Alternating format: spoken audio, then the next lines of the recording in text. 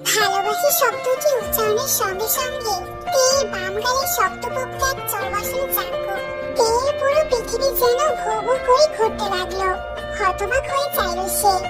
চাকুক রক্তচক্ষু নিয়ে ওর দিকেই তাকিয়ে আছে। এই 17 বছরের জীবনে তে কখনো কারো কাছে মার খায়নি, আজই প্রথম। তেয়ের মনে শুধু একটাই প্রশ্ন, চাকুক আমাকে চর মারলো? চাকুকের এই ভয়ঙ্কর রূপ দেখে তেয়ের অন্তরাত্মা শুকিয়ে যাওয়ার জোগাড়। খুব সাহস বেড়েছে তোর, তাই না?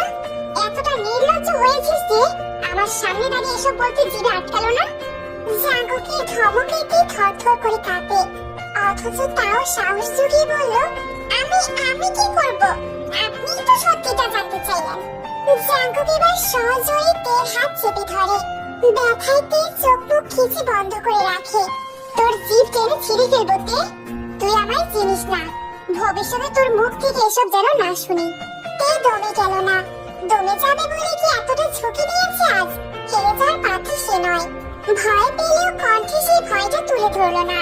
উচ্চ স্বরেই বলল, কেন বলবো না আমি? আমি কি কাউকে ভালোবাসতে পারি না? কাউকে ভালো লাগতে পারে না আমার? আপনি বা কেন তো রিয়েক্ট করছেন? আপনি বুঝি কাউকে ভালোবাসেন না? হুট করে জাঙ্কুক যেন শান্ত হয়ে গেল। শান্ত তার চোখের চাউনি। তে স্পষ্ট বুঝতে পারছে তার পরিবর্তন।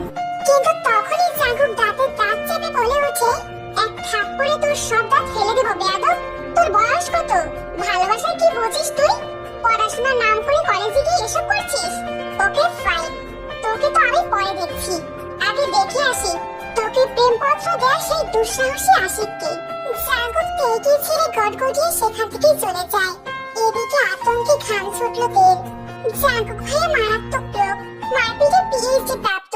ওনার বিশ্বাস নেই, রাগের মাথায় কি না কি করবেন। তে তড়িঘড়ি করে ফোন তুলল হাতে। তে তুমি আমায় ফোন করেছো? তে যতটা না ভয় লাগছিল, এর থেকে অধিক মেজাজ খারাপ হলো তেহুরির মুখে তুমি শুনে। এতদিন তুই বলে সম্বোধন করতো ছেলেটা। বেশ কিছুদিন ধরে চলছে তুমি মই নাটক। তেহুরির তুমিকে যেন তে পাত্তাই দিল না। কোথায় আছিস তুই? কেন দেখা করবে নাকি? চুপ কর, এই মুহূর্তে যেখানে আছিস পালা, কোথাও গিয়ে লুকিয়ে পড়।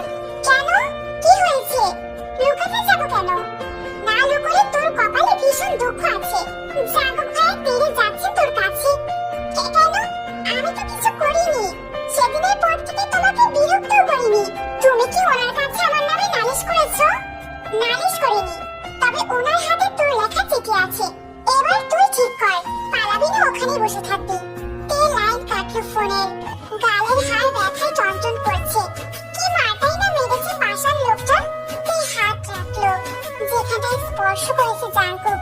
চিনচিনে ব্যথা চাপিয়ে আচমকা হেসে ফেলল তে। সত্যি বলতে জাঙ্কুক ভাইয়ের এই থাপ্পড় কেউ ওর খারাপ লাগেনি, আর না পেয়েছে কষ্ট। কিন্তু এছাড়া যে উপায় ছিল না। জাঙ্কুক ভাইয়ের মুখ থেকে একটা সত্যি কথা শোনার আশায় আজ 3টে বছর এভাবেই কাটছে ওর। কি না করেছে তে, কত চেষ্টা, কত পন্থা অবলম্বন করেছে। তে আজও বিভ্রান্ত। জাঙ্কুক ভাই আমাকে ভালোবাসেন নাকি বাসেন না?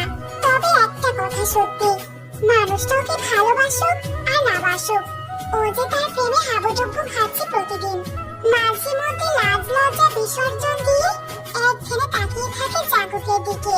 এই সর্বনাশের শুরু আজ নয়, হয়েছিল সেদিন, যেদিন প্রথম দেখেছিল জাঙ্কুক নামক মানুষটিকে।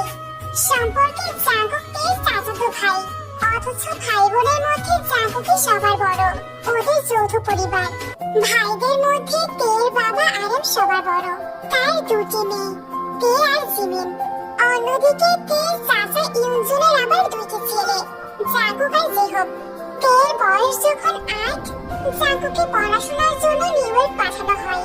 এক প্রকার বাধ্য হয়ে বাপ চাচা ঠেলে ঠুলে দেশ ছাড়িয়েছিল ওকে। পাকা 7 বছর ভিনদেশে কাটিয়ে দেশে ফিরল জাঙ্কুক। যেদিন সে এলো, কি উৎসবটাই না লেগেছিল বাড়িতে।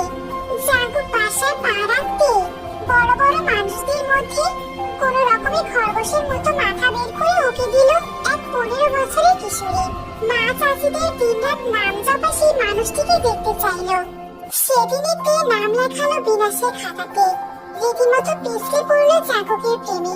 কিন্তু মানুষটা কখনো ভালো করে একটু স্পষ্ট চোখেও তাকায়নি। সে সাজলো, নাকি সাজলো না, কি জামা পরলো, কেমন করে চুল বাঁধলো, আজ অব্দি লক্ষ্য করেছে কিনা সন্দেহ। তে মনমরা হয়ে হাঁটছিল। আচমকা সামনে ওর মা জিন চলে আসে। কি রে, গালটা আমার লাল হয়ে আছে কেন? কই না তো। জিন সামনে এগোতে নিতে তে তড়িঘড়ি করে পিছনে চলে যায়। মশা কামড়েছে আম্মু, সত্যি বলছি। মশা কামড়ালে এমন দেখাবে কেন? তে এখন কি করে বলবে তোমাদের আদরের জাগক আমাকে চড় মেরেছে? এই কথা কি বলা যায় কখনো? দোষ তো ওরই ছিল। কেন যে পাকামো করতে গিয়েছিল তখন? যদিও বা তে বলেও, তখন জাগক ভাই সবাইকে সত্যিটা বলে দিবে। এই একটা মায়ের সাথে আরো কত মার যে পড়বে পিছে। জাগককে রাগাতে যে তে এসব বলেছিল তা তো আর জাগক জানে না। তে হলো আর ক্লাসেই পড়ে, কিছুদিন ধরে ভালোবাসার কথা বলছে। তে না করলেও শান্তি নেই। আজ হুট করে এসে তের হাতে লাভ লেটার দিয়ে যায়। তে বাড়ি ফিরে কেবল ফ্রেশ হতেই দেখলো জাঙ্কুক ওর রুমে দাঁড়িয়ে আছে। তে বেশ অবাক হয়, জাঙ্কুক ওর রুমে পা ফেলে না সহজে। ছেলেটাকে তে সিনেমাতে অনেকবার দেখেছে। নায়ক গ্যালাক্সিতে পড়ে মুখ ফুসকে বলে দেয় ভালোবাসার কথা। সেই ঠিক কাজে লাগাতে কথার এক পর্যায়ে তে ইচ্ছে করে বলে ওঠে, তেহনকে ভালোবাসি আমি। কিন্তু এই শেষটায় কি হলো? জাঙ্কুকের মুখ থেকে কিছু তো বের হলোই না, উল্টো জাঙ্কুক সজোরে এক থাপ্পড় বসিয়ে দিল ওর গালে। কি ব্যাপার, কথা বলছিস না কেন? কি হয়েছে বললি না? কেউ মেরেছে নাকি? কে মারবে? কি যে বলো না। তুমি কি কাজে যাচ্ছিলে? যাও না আম্মু, আমার অনেক তাড়া, দাঁড়ানোর সময় নেই। তে অনেকক্ষণ পায়চারি করলো। জাঙ্কুক এই মুহূর্তে কোথায় আছে জানতে পারলে ভালো হতো, কিন্তু শতবার ফোন করলেও উনি ধরবেন না। তের মাথায় হঠাৎ এলো জেহপের কথা। ভাইয়া, ও ভাইয়া, কোনো সাড়া এলো না। আজ রবিবার, জেহপের অফিসের ছুটির দিন। ঘরে নেই যখন, তাহলে ছাদে থাকবেন। তে পিছন ঘুরে চলে যেতে নিলে জেহপের সাথে ধাক্কা খেয়ে পড়ে যেতে নেয়। তখনই জেহপ ওকে ধরে দাঁড় করিয়ে দেয়। তুই কি সত্যি এত পুষ্টিহীনতায় ভুগছিস তে? সামান্য একটা ধাক্কা খেয়ে কেউ এভাবে পড়ে যায়? আমি কি জানতাম নাকি আপনি আসবেন? উফ, ওটা শরীর নাকি লোহা? আমি তো আর তোর মতো তুলো খাই না যে ফু দিলে উড়ে যাব। যাকে ঘরে উকি মারছিলি কেন? উকি মারবো কেন? খুঁজছিলাম আপনাকে, একটা হেল্প চাই আমার। কি হেল্প? জাঙ্কুক ভাইয়াকে একটা ফোন করবেন? শুনতাম উনি কোথায়, বাড়ি কখন আসবেন? তোর ফোন থেকে কর, ব্যালেন্স নেই তো। আর আমি কি আমার জন্য বলছি নাকি? আমি বলেছেন করতে, কিন্তু এখন তো ভাইয়াকে ফোন করা যাবে না। সামনে ওদের দলের নির্বাচন, ব্যস্ত থাকতে পারে। একটা কল দিয়ে দেখুন না প্লিজ। আচ্ছা দিচ্ছি। আপনি খুব ভালো। কেটে দিয়েছে, বললাম না ব্যস্ত। তে সারা রুম জুড়ে পায়চারি করছে। কি হবে এখন? কি করবে সে? তে শুয়ে পড়লো বিছানায়। ভালো লাগছে না, এত অশান্তি নেওয়া যায় না। তে চোখ বন্ধ করলো। কি আশ্চর্য, এখানেও জাঙ্কুক ভাইয়া। লোকটা ফর্সা নয়, কিন্তু দেখতে মারাত্মক। সব থেকে মারাত্মক ওনার হাঁটা চলা, ওনার অ্যাটিটিউড, ওনার কথা বলার ভঙ্গি। না হলে কি এক দেখাতেই প্রেমে পড়তো? তে বালিশে মুখ গুজে বলল, উফ, এই লোকটা আমাকে মেরেই ফেলবে। তে টানা 4 ঘন্টা মহিষের ন্যায় ঘুমিয়েছে। যখন চোখ মেলল তখন ঘুটঘুটে অন্ধকার সব। এই রে, এতক্ষণ ঘুমিয়েছি। এদিকে খিদেও পেয়েছে, মোচড় দিচ্ছে পেট। সন্ধ্যায় নাস্তাও খাইনি। তে দ্রুত বিছানা থেকে নামলো। জাঙ্কুক বাড়ি ফিরে 11টায়। ইদানিং ব্যস্ততায় আসতে 1টা বা 2টো বাজে। আজকেও নিশ্চয়ই ওরকম সময় আসবে। সে আসার আগে যদি খেয়ে দিয়ে রুমে ঢুকে যায় তাহলে আর মুখোমুখি হতে হবে না। তে ধীর পায়ে খাবার টেবিলের কাছে যায়।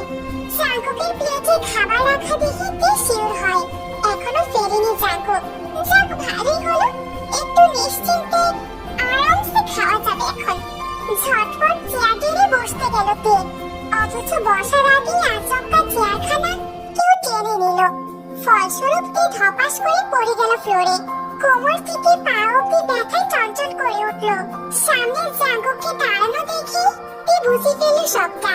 যেখানে বাঘের ভয় সেখানেই সন্দেহ হয়। গল্পটি পার্সোনালি আমার খুবই ভালো লাগে।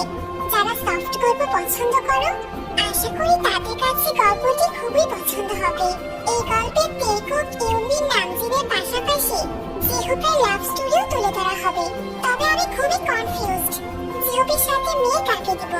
রোজ, লিসা, আইয়ুব, সুজি, এই চারজনের মধ্যে তোমরা একজনকে সিলেক্ট করো। আমি জিহুপের সাথে তারই মিল করিয়ে দিব। আমার অনেক ইচ্ছা আছে গল্পটিকে অনেক বড় করার। যদি সবার সাপোর্ট এবং গল্পটির ভিউজ ভালো হয় তাহলে অবশ্যই আমি গল্পটি বড় করব।